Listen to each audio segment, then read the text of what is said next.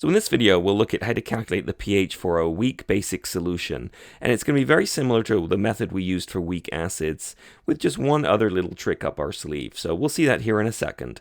Let's start with a base like methylamine. So methylamine is CH3 NH2, and this amine group on the end actually has a lone pair that's capable of stealing a proton from water.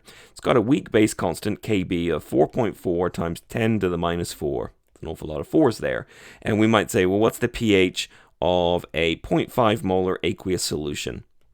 So we begin by writing out the Kb reaction. So the Kb reaction is the base itself is going to react with water, and it is going to act like a Bronsted base, and that is it's going to accept a proton from water, or if you like, it steals a proton from water, and it's going to turn the water into the hydroxide ion, and it's going to gain a proton, so it's going to be not NH2, it's going to be NH3 with a positive charge because protons are positive.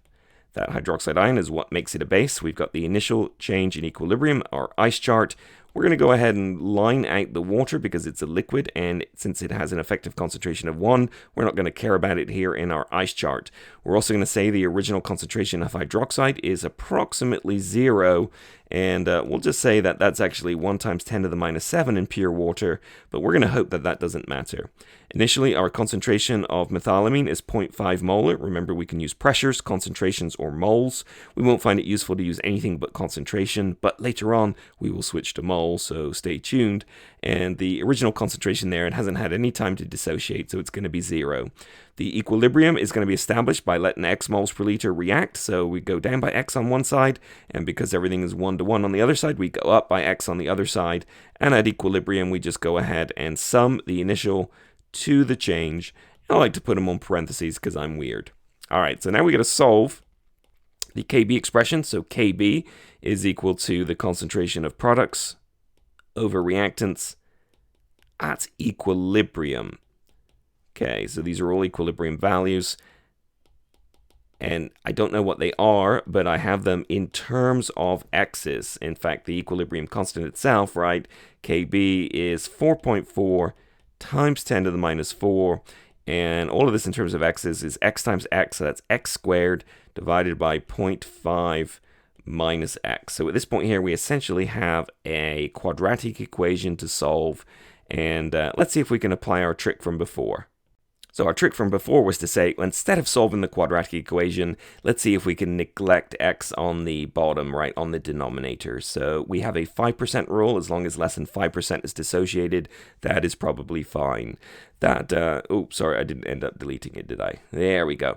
So how do we decide what x is? Well, now we can just cross multiply. So x squared is 0.5 times 4.4 times 10 to the minus 4.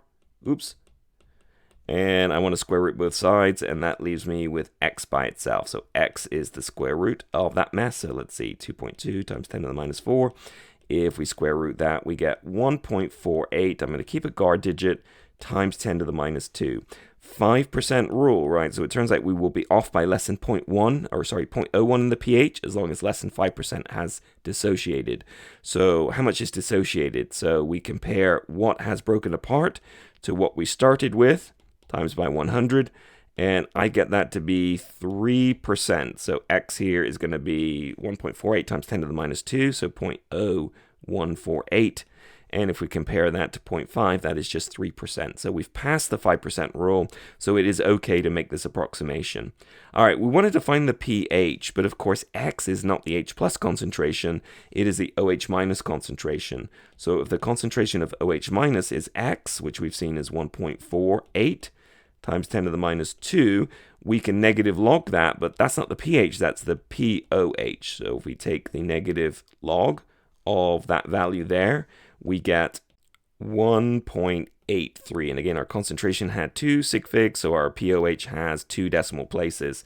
What's the pH? Well, remember the pH is just pKw, so that is 14 minus POH. And if you like, I always just think, what would I have to add to make it add up to 14? And the answer is 12.17. And we've got a base, so it's not a surprise it ends up with a basic pH.